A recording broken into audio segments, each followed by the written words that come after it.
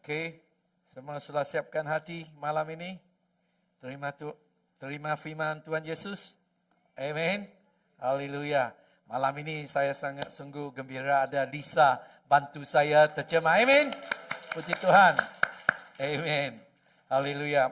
Malam ini yang saya mau kongsi continue itu apa? The topic about parable. Parable continue ya. Perumpamaan. Ya. Itu siri perumpamaan ya. Ya, malam ini saya mau kongsikan dekat Lukas pasal 10. Sebelumnya saya mau bagi tahu Tuhan Yesus dia ada bagi banyak bila dia kongsikan firman Tuhan dia ada gunakan banyak perumpamaan perumpamaan. Betul? Okey, puji Tuhan. Ada yang dua perumpamaan yang biasa sangat. Kalau you are Christian selama dia memang tahulah. Satu yang apa? The parable of the lost son. Jadi anak yang sesat. Ya. Perumpamaan anak yang sesat. Ya, semua tahu kan? Tapi malam ini saya mau kongsikan itu perumpamaan orang Samaria. Okey? Okey, terus saya. Ya. Sebelum saya kongsi, saya mau tanya satu, want to ask a question. Saya nak tanya satu soalan. Very important. Soalan yang sangat penting. What is the most important thing to do with our life, with your life? Apa yang paling penting dalam kehidupan kamu? Semua tahu? Semua tahu? Semua orang tahu? Ya. Sangat biasa, most of us will say the most important thing is to love God. Jadi kebanyakan kita akan kata apa yang paling penting ialah untuk mengasihi Tuhan. Amen. Itu yang betul lah. Ya. So, this is what God, He want to make you to know Him. Jadi inilah apa yang Tuhan nak kamu tahu. And also He make you to live on this planet here. Dan kenapa kita hidup di dalam planet di sini? Love God. Adalah untuk mengasihi Tuhan. And also, He will love you as well. Dan Tuhan juga akan mengasihi kita. Okay, now, I want to ask a second question. What is the second most important thing? Jadi sekarang saya nak tanya soalan yang kedua. That- Apakah perkara yang kedua penting? To do with your time on this earth here. Apa Now. yang kedua penting yang kamu lakukan masa kamu hidup di planet ini, di dunia ini? Apa? Kalau you baca firman Tuhan di Matius 22 ayat 36 sampai 40. You malam ini saya tak baca ini. You balik boleh baca. In this passage of scripture is saying that there's a lawyer, or we can say a theologian today. Jadi ada seorang yang dia belajar pasal Teologi agama. Ya, kalau you pakai zaman ini, ya orang yang teologi Orang yang belajar teologi lah. Ya, jadi orang itu yang belajar teologi dia memang dia faham firman Tuhan lah. Ya, dia sudah tahu itu yang janjian lama. Dia hafal semua, dia tahu. Tapi dia tanya Yesus, itu teologi dia tanya Yesus, apa yang penting sekali? Kita kehidupan di bumi ini. Tuhan Yesus bilang yang pertama, love God with all your heart, with all your soul. Jadi yang pertama ialah mengasihi Tuhan dengan segenap hatimu, dengan segenap jiwamu. And second is like it. Sepertinya, like it. Love your neighbor as yourself. Di sini dia kata juga kamu perlu mengasihi sesama manusia. Ya, sesama manusia. In English, dia bilang jiran. Okay. Kalau if we love God, Kalau kita mengasihi Tuhan, we love God with all our heart, kita mengasihi Tuhan dengan segenap hati, to love your neighbor, no problem.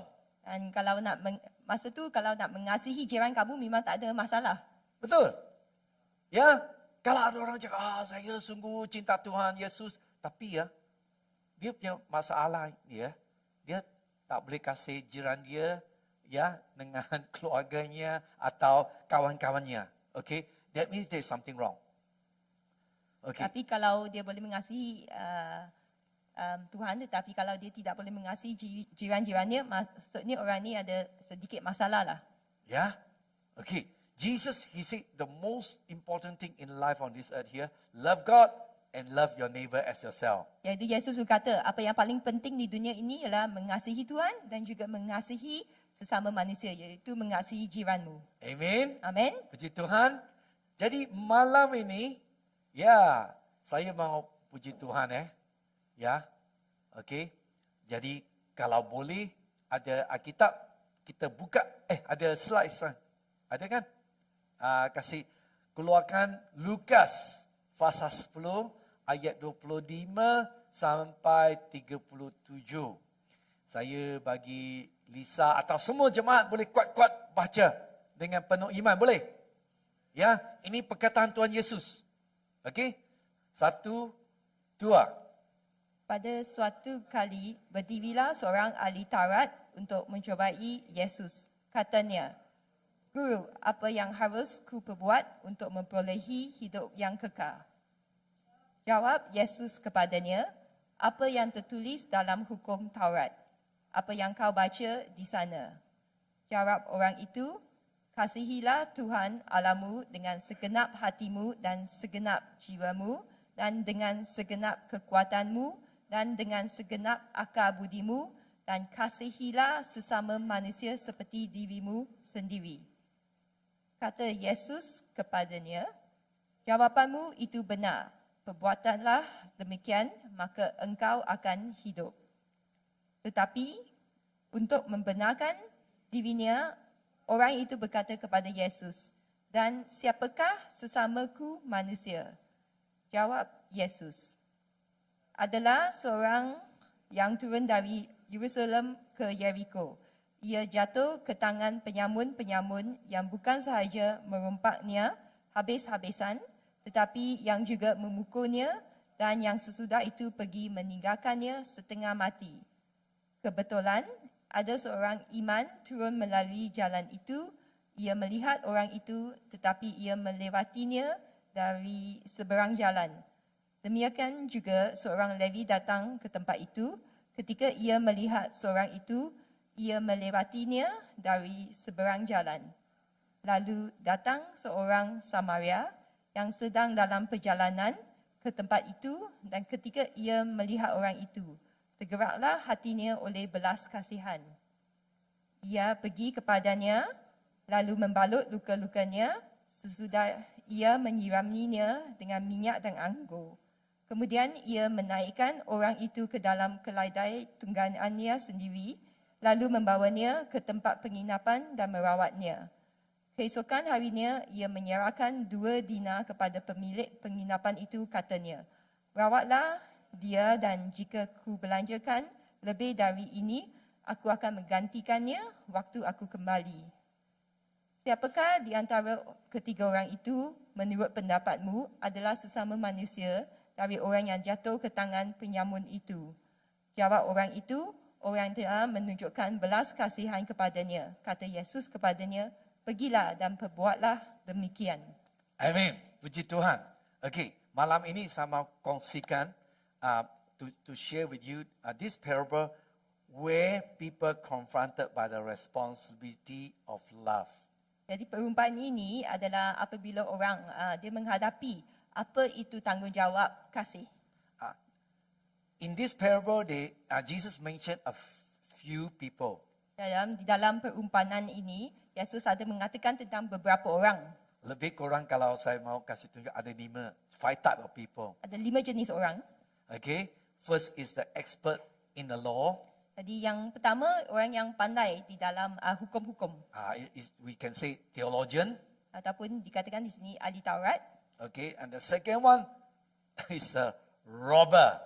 Nombor 2 ialah perompak. The thief, Yang pencuri ini kan.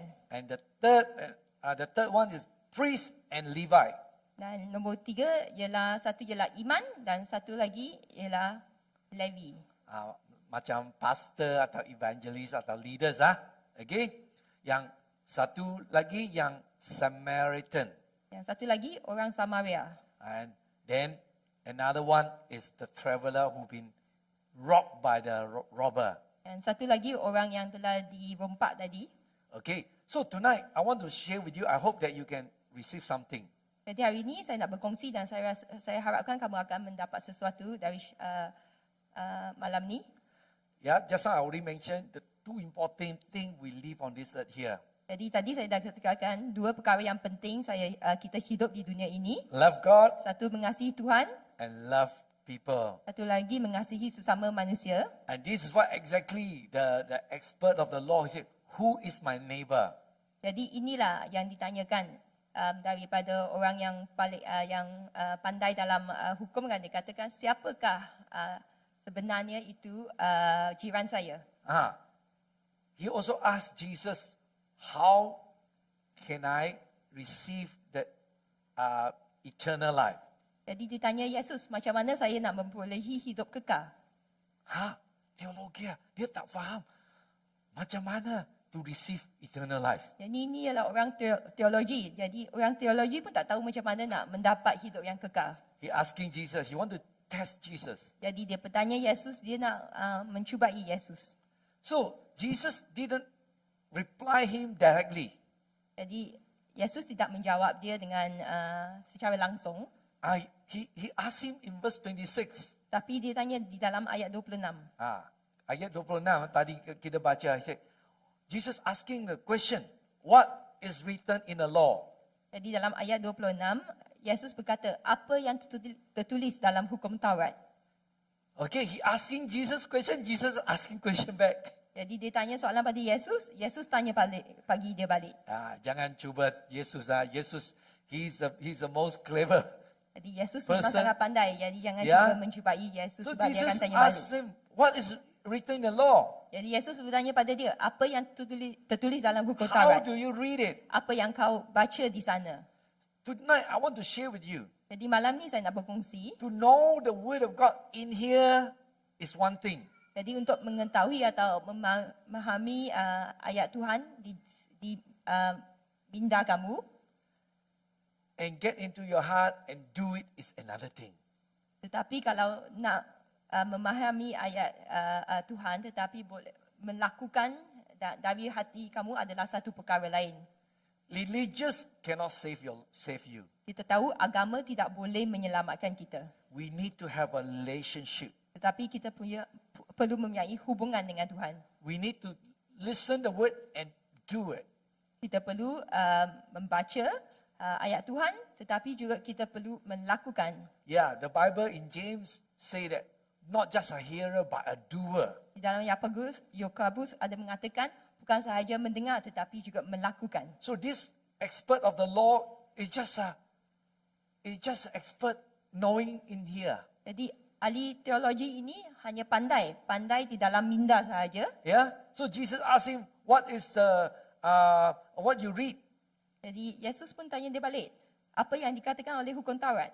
Okay, what does the law say? Apa yang hukum Taurat katakan?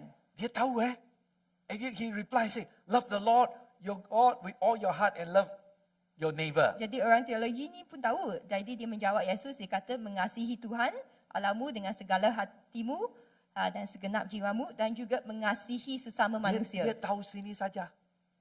Tapi dia tak tahu di dalam hatinya. Ya, dia nampak macam Kristian ada banyak kan. Dia pergi gereja, dia ada macam dia ada pergi sekolah teologi, Bible school, tapi dia punya hidupan macam tak kenal Tuhan. Inilah this expert. Dia tak kenal. Dia tanya Yesus, who is my neighbor? Okay, dia ask siapa yang jiran saya. If we already love God, Kalau kita mengasihi Tuhan with all your heart, dengan segenap hatimu, you know kamu akan tahu to love people. kamu perlu mengasihi orang. Because Jesus, he come to this earth here, is for who? Sebab Tuhan Yesus datang ke dunia ini untuk siapa? For the people. Adalah untuk manusia. Amen. So over here, Jesus is trying to say to us, religious cannot help you, cannot save you. Jadi di sini Yesus nak mengatakan keagamaan tidak boleh menolong kamu You need to have a relationship atau menyelamatkan kamu, tetapi kamu perlu mempunyai with hubungan. Jesus. Hubungan dengan Yesus. Okay? Jangan jadi macam seperti itu expert in the law. Jangan menjadi macam ahli teologi tadi. Ada orang dia pandai, dia tahu mana ayat, dia mana in the Bible, or you know all the scripture, all the verses. Jadi ada orang yang sangat fasih dalam Alkitab, semua dia tahu, semua ayat-ayat kat mana dia tahu. Tapi hidupannya teruk. Ada nampak kan? Ya, ada orang macam itu. Tapi Tuhan bilang janganlah kita jangan macam expert in the law. Jadi jangan macam ahli teologi ni. Ya. Okay? So the second type of people, Orang yang kedua, the robber. penyamun. If you read in verse 30, ayat 30, tadi kita baca, verse 30, Adalah seorang yang turun dari Yerusalem ke Jericho. Ia jatuh ke tangan penyamun yang bukan sahaja merompaknya habis-habisan, tetapi juga memukulnya dan sesudah itu pergi meninggalkannya setengah mati. what does that mean? The thief, the robber. Apa maksudnya di sini penyamun? The robber is taking advantage on people. Jadi penyamun ini dia mengambil senang orang lain. Tengok dia ini orang yang very simple ada kaya saya mau. Cuba. Mengambil kesempatan. Ambil kesempatan. Itulah seperti robber. Dia tengok siapa yang saya boleh can I rob someone, to steal someone. Dia kata, boleh tak saya nak cuba menyamun siapa ataupun merompak siapa? Ada nampak kan? Di dalam gereja ada nampak orang ini Ada Tapi di appointed ada Okay. So Jesus is saying, don't be like that. Jadi Yesus mengatakan janganlah menjadi begitu. The third one, Orang yang ketiga, the priest. dia kata orang iman. Ayat 31. Tadi kita baca apa? Ayat 31 tadi dia cakap, the priest passed by on the other side. Dia kata kebetulan ada seorang iman turun melalui jalan itu. Dia nampak itu orang sudah kena pencuri, maybe already been beaten, half dead. Dia kata orang tu dah dirompak, lepas tu dipukul lagi, dah setengah mati. Kalau you baca Janjian Lama, the priest, if they touch a dead or unclean thing, Jadi kalau kita melihat perjanjian lama, kalau iman tu dia menyentuh seorang yang mati atau orang yang ada yang unclean, ataupun yang tidak bersih, you tahu dia perlu buat apa tahu? Dia perlu cuci berapa hari, 7 hari, 6 hari ke, dia baru boleh masuk ke apa? Can go into the temple. Okay? That's why the priest, dia nampak saja itu orang sebab dia, I cannot touch this person. Jadi iman tu ni nampak orang tu, dia pun kata sebab itulah dia kata saya tak boleh menyentuh orang ni. Dia kalau pakai use today term, this priest is a pastor. Jadi kalau iman ni, kalau pada hari ini iman ni adalah sebagainya seorang pastor. Pendeta. Itu orang sudah kena rob, sudah mau mati. Sebab because of the I don't want to touch unclean thing. Sebab pastor tu kalau dia tengok orang tu, dia katakan disebabkan saya tak mau menyentuh apa-apa yang tidak bersih. Mungkin lain orang lah, Levi. Ataupun orang Levi. Levi tadi baca Levi yang mungkin mungkin saya pastor lah. Saya nak mungkin nanti Yus datang, Yus bantulah. Macam itulah. Tapi Yus datang dia, saya sibuk lah, saya tak senang. Nanti saya balik, saya baru telefon 999. Okay, you tengok ini agama, dia orang yang betul-betul dia itu ajaran Tuhan Yesus, love God, love people and love your neighbor. Jadi dia mengikut ajaran Yesus, dia kata mengasihi Tuhan dan juga mengasihi orang lain. Because of the religion, tapi sebab keagamaan, he cannot touch a person. jadi dia tak boleh menyentuh orang tu. Sekarang hari zaman ini pun ada banyak Kristian macam itu. Dia jadi apa? I'm so holy. Jadi dia kata saya sangat suci. I cannot touch this thing. Saya tak boleh pegang Ada apa yang tidak bersih. separation. Kena ada I pemisahan. cannot help these people. Saya tidak boleh menolong orang ini. Saya doa sama awak lah. Ada orang sudah tak ada nasi makan. Okey, puji Tuhan nanti saya doa sama awak. Ada kan? Ada orang macam tu. Okay. So that we what you call the religious work doesn't make the worker godly. Jadi kita tahu perkara keagamaan ini tidak akan menjadikan seorang itu lebih macam ada dia macam sangat mengikut Tuhan. Okay. Jangan kita jangan jadi macam itu priest atau Levi Jadi kita jangan menjadi iman ataupun orang Levi ini. Okay. Tapi kita bantu orang pun pakai hikmat lah. Tahu? Kalau malam you tengok ada somebody car breakdown. Jadi kalau jauh malam nampak ada kereta yang rosak kat tepi jalan. If you are just a woman, lady, Kalau kamu seorang wanita yang memandu, itu tak selamat. Jangan berhentilah. jadi tak selamat jangan berhenti. Ya, kalau ada nampak orang, brother boleh tolong, tapi you tengok dia. Dia cakap, saya tak ada wang mau beli makanan. Tapi you tengok Facebook dia, pergi sana makan angin, pergi situ makan angin, pergi dia makan, restoran, makan kafe. Dia cakap tak ada wang, itu jangan bantulah itu. Ya, itu pakai hikmat. Kalau itu orang betul-betul dia, ada keperluan, Tuhan bagi, kita bantu. Amin. Because now also a lot of what you call the fake one. Jadi ada banyak sekarang orang yang suka menipu. Tahu? Tapi Tuhan bagi kita hikmat. Okay? Jangan, malam ini saya dengar pastor punya kongsi. Saya bantu. Jangan. Tengok, kalau itu orang, ada bahaya. Sekarang pun ada orang dia tipu orang, dia he act like a car breakdown or anything, they want to rob you. Jadi sekarang banyak orang dia macam kereta dia rosak, tetapi sebenarnya dia nak merompak kamu. Ada kan? Jadi kita mau pakai hikmat lah. Kalau betul Tuhan ini yang orang betul-betul bantu, okey, saya bantu. Ya, okey. Sekarang ada yang what you call the beggar. Jadi Beggar. pengemis, ada banyak pengemis sekarang. Ada satu kali saya dulu 20 tahun lepas saya ada pergi satu tempat yang dekat Setiawan. Tahu? Saya ada pergi sana 1 minggu. Ada satu hari saya masuk restoran sana makan dengan pendeta lah. Itu orang dia datang sebelum dia sampai, dia ada satu kereta, dia punya itu basikal yang baru, mahalnya tau. Dia simpan di tepi, dia datang minta. Tapi itu pastor dia cakap, ini jangan bagi. Dia punya rumah banglo. Kaya punya orang. Ya, ada orang itu tapi kita mesti mau pakai hikmat Okey? Ya, keempat Tuhan Yesus bilang. Okey, Samaritan.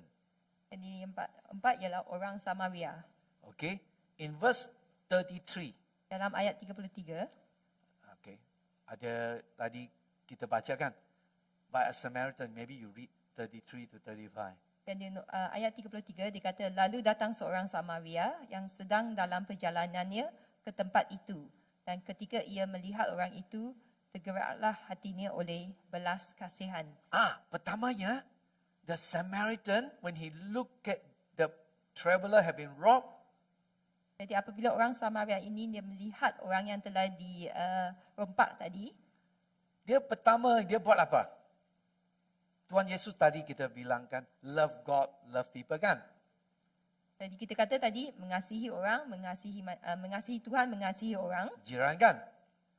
Pertama kalau you mau tunjukkan kasih, first you need to have pity on Jadi, people. Dia perlu ada belas kasihan dahulu. Okay? And you can see that this Samaritan, jadi kan boleh melihat orang Samaria ni, kalau you ada baca dia punya sejarah, orang Samaritan seperti dia separuh orang Yahudi, separuh Gentile. jadi dia ada That means they are not totally Jewish people. Jadi dia bukan 100% orang Yahudi, tetapi dia 50 orang Yahudi, 50% orang Yahudi, 50 daripada bangsa lain lah. Macam anak saya lah. Separuh orang putih, separuh orang Chinese lah. Macam ini Samaria dia seperti macam orang Yahudi separuh dia orang yang Bangsa lain. bangsa lain Gentile, yang orang Yahudi yang benci, yang they look down on them. Jadi orang Yahudi dia memandang rendah pada orang Samaria.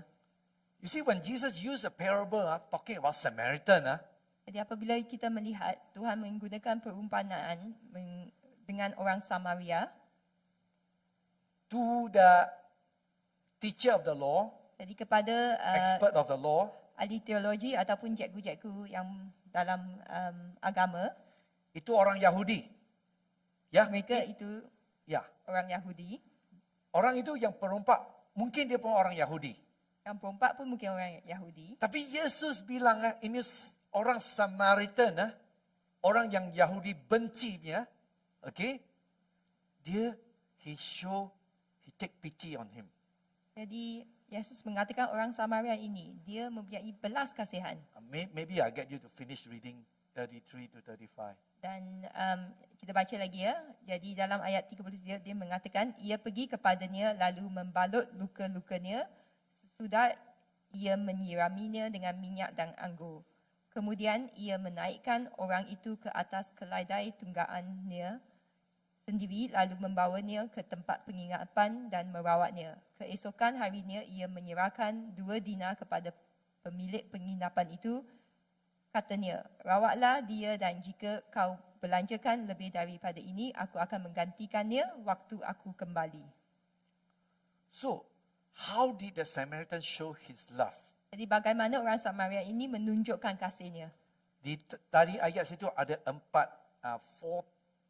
things I want to share with you. Jadi ayat tadi ada 4 perkara yang saya nak kongsikan. Kalau boleh you can write it down. Jadi kamu tulis kalau boleh. First, Jadi nombor 1. ada slide kan? Yang pertama, his love display he has compassion. Jadi nombor 1 ya, kasihnya ditunjukkan. Tadi kita bacakan, he showed compassion. Jadi dia menunjukkan kasihnya. He deeply moved in his spirit.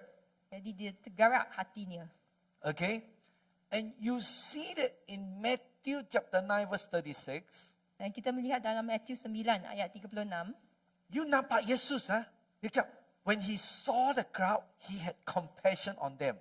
Yesus juga masa tu, di dalam ayat ini kata melihat orang banyak itu tergeraklah hati Yesus. Why Jesus compassion? Kenapa Yesus ada belas kasihan? Because he loved these people, he was harassed and helpless. Sebab dia mengasihi orang ini. Because he Walaupun mereka lelah dan terlantar. like sheep without shepherd. Walaupun mereka seperti domba yang tiada gembala. And the second time we see Matthew 14:14. Dan juga melihat kali kedua kita melihat dalam Matius 14:14. And when Jesus landed, he saw a large crowd. Ketika Yesus mendarat, ia melihat orang banyak. And he had compassion on them and healed their sick. Dan maka tergeraklah hatinya oleh belas kasihan kepada mereka dan ia menyembuhkan mereka yang sakit. Why Jesus compassion?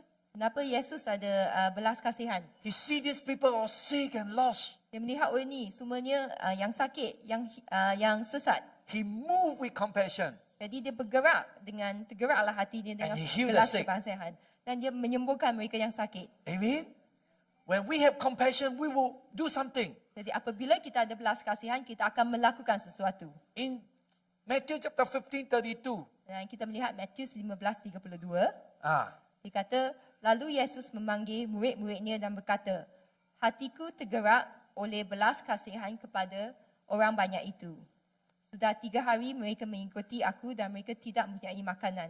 Aku tidak mahu menyuruh mereka pulang dengan lapar, nanti mereka pingsan di jalan. Jesus, he compassion because they are hungry. Jadi di sini, Yesus mempunyai belas kasihan sebab orang itu lapar. Dia bagi apa? 5 loaves and 2 fish. Dia bagi semua orang makan Bagi 5 sampai roti kenyang. dengan 2 ikan dan semua orang makan sampai kenyang. Kalau kita malam ini, Kalau kita ada lapar, kelaparan rohani, Tuhan Yesus akan, He will fill you. Jadi Tuhan Yesus akan mengisimu. Ya, masalahnya sebab kita Kristian tidak ada kelaparan rohani. Ya, Yesus, He compassion. Jadi Yesus memiliki belas kasihan. Ya, we see that. Kita melihat. Jesus also want us to have compassion. Jadi Yesus juga mahukan kita mempunyai belas kasihan.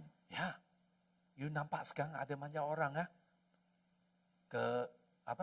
worry, Ada banyak orang sekarang sangat bimbang or lost their job, ataupun kehilangan kerja or lost their family, atau kehilangan keluarga mereka or lost their money. ataupun kehilangan duit. I don't know. Saya tak tahu. A lot of people out there are like that. Tapi banyak orang di luar sana memang That's why you see a lot of Macam people tu. jump off the beach, jump off the building, jump off the sea. jadi kita melihat banyak orang sekarang kan lompat Ya. dari bangunan, lompat ke dalam laut. Let us have compassion. Jadi biarlah kita mempunyai belas kasihan. Amen. Amin.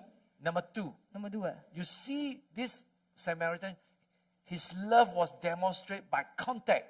Kedua, Jadi kita melihat kasihnya didemonstrasikan. Ya, dia bukan cakap saja. Dia demonstrasi. Apa yang dia demonstrasi? Dia naik donkey, he ride the donkey ya. Dia menaiki keladai itu. Lagi dia tahu from Jerusalem going down to Jericho Jadi kalau dari Jerusalem nak pergi ke Jericho, is a very narrow jalan tu sangat kecil and dangerous. dan sangat bahaya. Jesus used the parable to let these people know, this is a very dangerous place. Jadi Yesus menggunakan perumpamaan ini untuk memberitahu orang And these jalan ini people- sangat bahaya. These people already been robbed. Dan orang ini sudah dirompak. Ya, you tengok, better don't do anything. After that, I go back home, call 999. Jadi ada orang yang fikir, baiknya jangan buat apa-apa, jangan tolong. Baiknya saya balik rumah nak telefon 999. Ya, kalau you tengok itu yang bahaya, memanglah telefon 999. Kalau you perlu tahu, wah ini orang memang, he's very in desperate, dying need. Tapi kalau kita melihat orang ini sangat sengsara dah dan memang perlu pertolongan, nak mati dah. Jangan, saya doa sama awak okey ya. Okey, puji Tuhan ya, jangan. You tengok ini Samaritan, dia tolong, dia bantu. Ya, so involve risk. Jadi di sini memang ada sedikit risiko. Ya, mungkin itu orang yang perompak mungkin dekat lagi ya. Ya, hasn't been run away. So, he take a risk. He reach out to help this guy. Jadi memang ada risiko. Mungkin perompak yang tadi merompak masih ada kat situ. Jadi kalau dia menolong orang ini, mungkin dia pun kena dirompak. Okay, the third one. Nombor 3. His love was delivered with care. Kasihnya dihantarkan Dia hantarkan. Dia buat apa? He cleaned the wound. jadi dia membasuh luka. Dia pakai apa? Pakai basuh duka ya. Pakai, he used the wine. Jadi menggunakan anggur. Ya. Bila kita ambil communion, communion, what's communion? Perjamuan Perjamuan kudus. Kudus. Kita minum apa? Anggur apa? That's a symbol of the life of Jesus. Jadi kalau Dalam- ini adalah bagainya simbol kehidupan Yesus. Or also the wine is also showing is a cleansing agent. You see that the blood of Jesus wash away all your sin. Kita boleh katakan anggur ini bagainya adalah sebagai pencuci. Sebab Ya. kita tahu darah Yesus akan mencuci dosa kita. Betul. I mean, so Jesus used this parable. They got meaning. Jadi perumpamaan yang Yesus gunakan ini memang sangat bermakna. Lagi he poured the oil to soothe the wound. Jadi dia Pour oil. Bagi dia apa? Minyak kan? He use the oil Okay. Dia pakai itu minyak. Minyak simbol apa? Simbol Roh Kudus. Ya. Also oil is also to soothe the wound. Kita tahu minyak adalah untuk Soothe the wound boleh kasih dia boleh kasih luka tu tak sakit sangat. Amen. You see this Samaritan, he show his care and mercy. Jadi minyak ni bagaikan yang akan menenangkan luka tu. Jadi kita tahu di sini Samaritan ini dia menunjukkan belas kasihan dan juga dia mengasihi orang. Amen. Number 4, you see his love was documented by cost. Jadi kita melihat nombor 4, kasih dia ini ada dokumen dengan kos. Record. Ya. Direkodkan dengan kos. Ya, berapa denari dia pakai kan? Ya, dia lagi he somehow he get off the donkey. Dan dia juga turun daripada keledai itu. Yeah, he put the one the traveler had been robbed by the robber and put on his donkey. Dan dia meletakkan orang yang dirompak tadi di atas keledai itu. That show inconvenient. Jadi itu memang tidak senang untuk orang ni kan, orang Samaria ni. And somehow they show priority. Lepas tu dia bagi priority lagi pada orang Samaria. Orang Samaria ni bagi priority pada Put orang the yang person buta. first. Dia meletakkan orang terlebih dahulu. Okay? And then he uses gift. Yang dia gunakan sumber dia. So this is what Jesus used a parable about the Samaritan. Inilah perumpamaan yang Yesus gunakan untuk orang Samaria ni.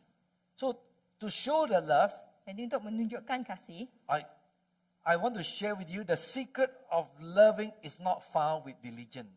jadi kita tahu rahsia untuk mengasihinya bukan dengan cara keagamaan. Yeah, you can see the expert of the law, Kamu melihat orang teologi priest, ataupun iman the Levi, ataupun orang Levi, they doesn't show love. mereka tidak menunjukkan kasih. They know the word. Dia memang tahu ayat Tuhan, Okay. Number firman 2, Tuhan. love is not found in responsibility. Jadi kita tahu juga kasih tidak juga terjumpa di dalam tanggungjawab.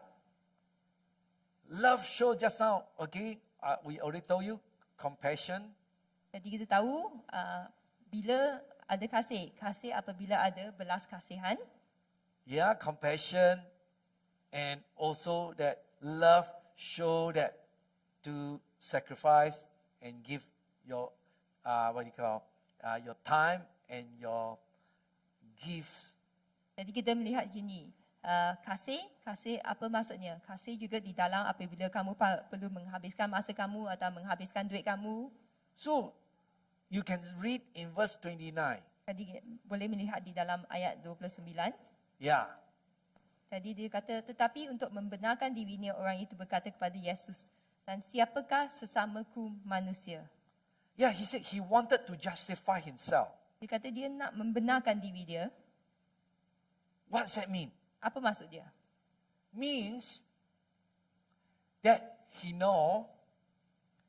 follow Jesus or he follow God, Jadi orang teologi itu tahu kalau dia mengikuti Yesus, because God is righteous God. sebab dia tahu Tuhan ialah Tuhan yang benar. Seperti kita Kristian, we become the child of God Seperti kita orang Kristian, kita adalah anak Tuhan because of Jesus. kerana Yesus. The blood of Jesus cleanses us. Kerana darah Yesus yang menyucikan kita. We are justified. Jadi kita Justify. Keadilan. Is it? jadi kita mempunyai keadilan. Justify, okay? So, he felt like, I'm holy. Jadi orang teologi ini rasakan diri dia suci. Yeah. So, he think that I'm better than this robber. This traveler been robbed. Jadi orang teologi ini akan fikirkan, sebenarnya sebab saya orang yang suci, jadi saya lebih baik daripada orang yang dirompak ini. He know all the word. Jadi dia tahu semua firman Tuhan. And he think that everything what I do is I'm right with God. Jadi dia fikirkan apa yang saya lakukan memang saya benar, berjalan dengan Tuhan. That's why he asked Jesus, Jadi itulah sebab dia bertanya pada who Yesus. is my neighbor? Dia katakan siapakah sesamaku manusia? Maksudnya siapakah jiran saya? Sebab dia ingat saya sudah boleh pergi syurga, saya sudah jadi anak Tuhan, ya. Okay? And then Jesus asking him, Jadi Yesus menanya dia balik in verse 36, di dalam ayat 36. verse 36, Jadi dalam ayat 36, Yesus bertanya pada dia, siapakah di antara ketiga orang ini menurut pendapatmu adalah sesama manusia dari orang yang jatuh ke tangan penyamun itu? you see, Jesus, he asked him a question. Jadi Yesus bertanya orang teologi tadi. Dia tanya balik soalan dia. He said, who is my neighbor? Dia katakan, siapakah jiran saya? Jesus don't need to, he don't say, oh, Samaritan. He asked him a question. Jadi dia tak jawab. Tetapi dia tanya dia balik. Dia katakan, siapakah sesama manusia? Di dalam 3 orang ni siapa yang jiran dia? Okay? Ayat 37. Ayat 37, the expert in the law replied, the one who had mercy on him. Jesus told him, go and do likewise. Jadi dia kata, ayat dalam 37, dia kata orang yang percayai, Jawab, I got the scripture here. 37. Yeah. dan ayat 37 dia kata jawab orang itu, orang yang telah menunjukkan belas kasihan kepadanya, kata Yesus kepadanya, pergilah dan perbuatlah demikian. You kalau baca ayat ini ya, ini the expert of the law. Jadi kalau kamu baca ini Ayat ialah ini orang 37, teologi yang pandai di dalam hukum Taurat. Yesus tanya, yang dalam 3 orang ni, yang mana satu ialah yang jiran dia. Yesus tanya. Tapi this expert dia orang Yahudi. Dia cakap, the one who had mercy on him. In verse 37. Jadi dalam ayat 37 dia kata orang yang telah menunjukkan belas kasihan kepadanya. Dia tak mau cakap orang Samaritan. Sebab dia benci orang Samaritan. Ya, dah nampak. Dia oh Samaritan. Ya, the one who had mercy on him. Dia menjawab, bukannya jawapan kata orang Samaria. Tapi Maksudnya, Yesus bilang, go and do likewise. Tapi Yesus kata pada dia, pergilah dan perbuatlah demikian. So, the important thing, love is only found in relationship. Jadi yang paling penting, kasih hanya boleh dijumpa kalau kamu mempunyai hubungan. Okay, saya sudah mau kasih, sama-sama tutupkan habis. Yesus, he went to Jerusalem. You ada ingat kalau you ada baca Alkitab, Yesus sebelum dia kena tangkap, pergi tikam di kayu salib kan? Dia pergi Jerusalem, dia naik apa? Dia naik keladai kan. Ya, masuk ke Jerusalem kan?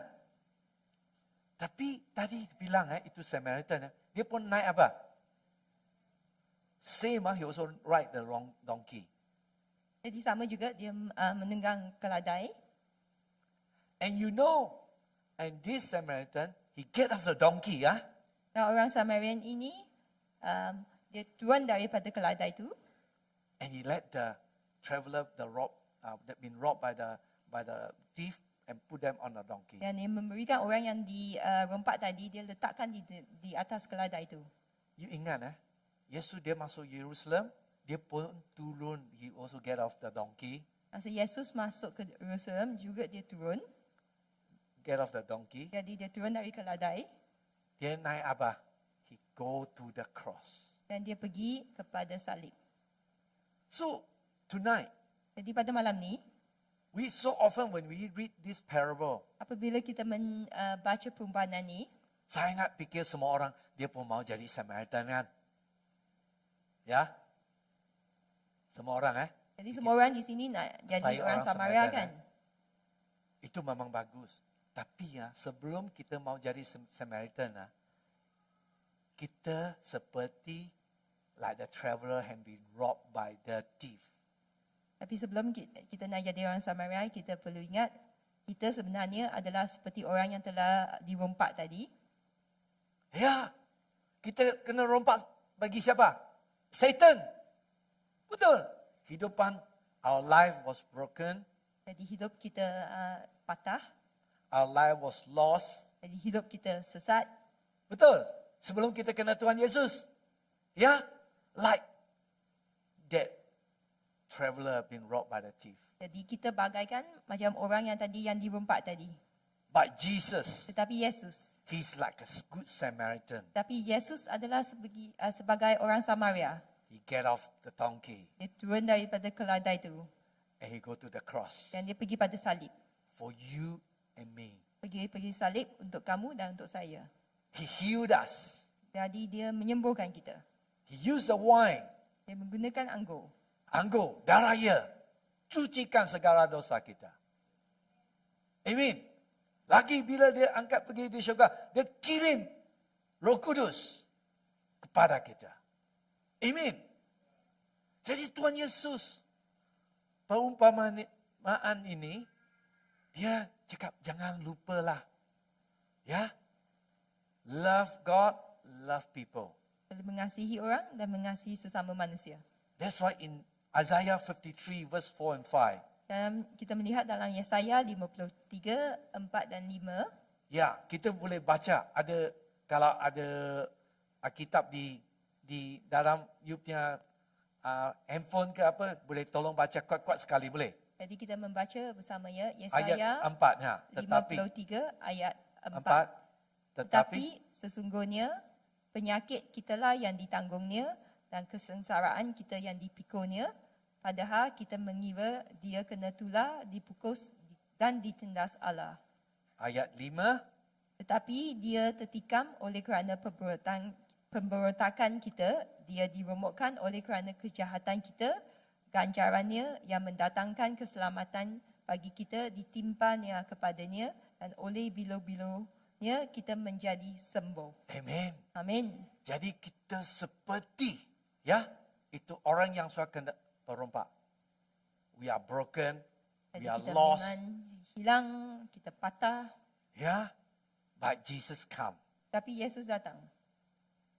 rescue us. Yesus datang dan menyelamatkan kita. Came from heaven to come down to earth. Dia datang daripada syurga, dia datang ke dunia kita He want to heal all mankind. sebab dia nak menyelamatkan semua manusia.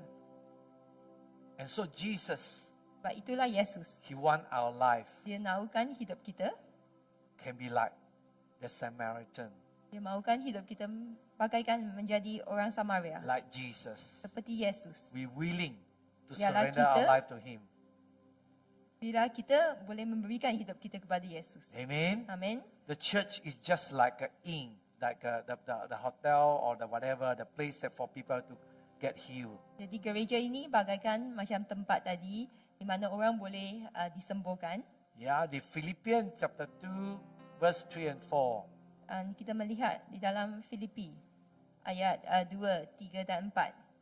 Boleh tolong baca. Boleh Dan tolong ayat- baca kuat-kuat. Dan ayat 3. Ya. Filipi 2 ayat 3. 1, 2. Dengan tidak mencari kepentingan sendiri atau puji-pujian yang sia-sia. Sebaliknya, hendaklah dengan rendah hati yang seorang menganggap yang lain lebih utama daripada dirinya sendiri. Dan janganlah tiap-tiap orang hanya memperhatikan kepentingannya sendiri tetapi kepentingan orang lain juga. Amin. Sini saya mau kasih tunjukkan di tahun 1968. Ada satu pendeta, nama dia Fred Roger. Dia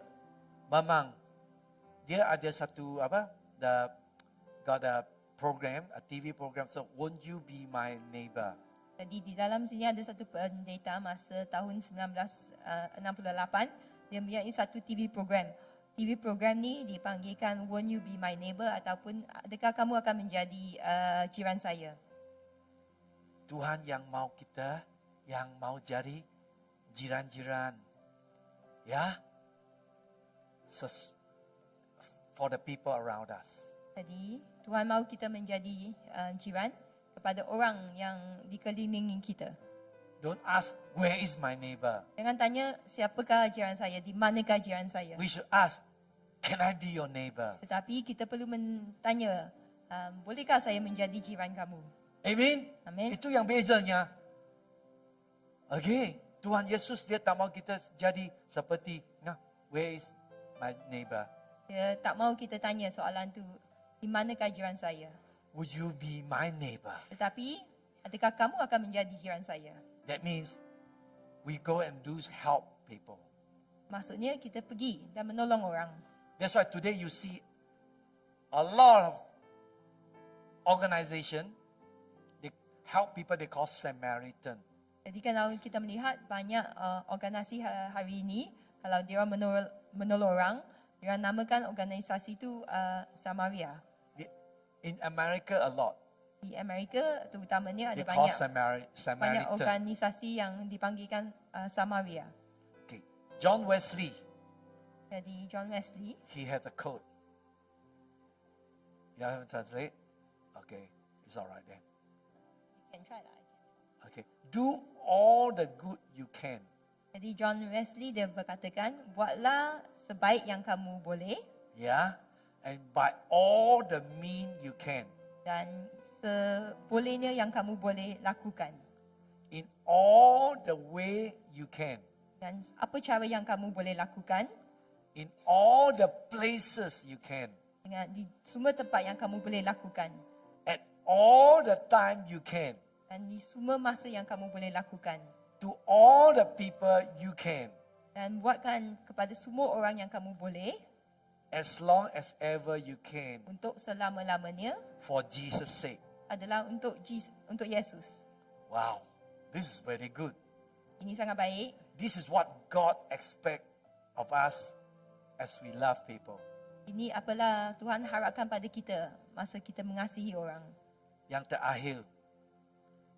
Semua orang tahu Mother Teresa. Tahu kan? Dia ada buat rumah yatim, yang rumah yang kemiskinan, yang tempat. Dia cakap satu. He said one thing. He said, we are not called to do great things. We are not called to do great things. But we are called to do small things with great love. Jadi Mother Teresa mengatakan, kita tidak dipanggil untuk melakukan perkara yang besar, kita dipanggil untuk melakukan perkara yang kecil dengan penuh kasih sayang. Amen. Amin. Malam ini, jangan, ada nampak keperluan di banyak tempat. Tapi, the Bible say, just do the things that around you. Jadi Alkitab mengatakan, hanya lakukan apa yang diperlukan di sekeliling kamu. Start one person at a time. Mulakan satu orang sahaja dalam satu masa. Impacted one person at a time. Kalau boleh, impactkan untuk satu orang saja pada satu masa. That one person can impact a lot of people. Dan kita tahu satu orang tu boleh impact orang lain dan impact Amen. banyak orang lain. So this is a parable Jesus is asking each one of us. Jadi ini adalah perumpamaan yang Yesus tanyakan untuk semua. Love God, love people. Dia kata mengasihi Tuhan dan mengasihi sesama manusia. This is the most important thing in our life. Ini adalah paling penting di dalam hidup kita. Amen. Amen. Let's bow our head in prayer. Mari kita berdoa. Lord Jesus, Ya Tuhan Yesus, let your word tonight biarlah firman-Mu speak to every one of us. berbicara pada kita pada malam ini. Help us Jadi tolonglah kita, to love people.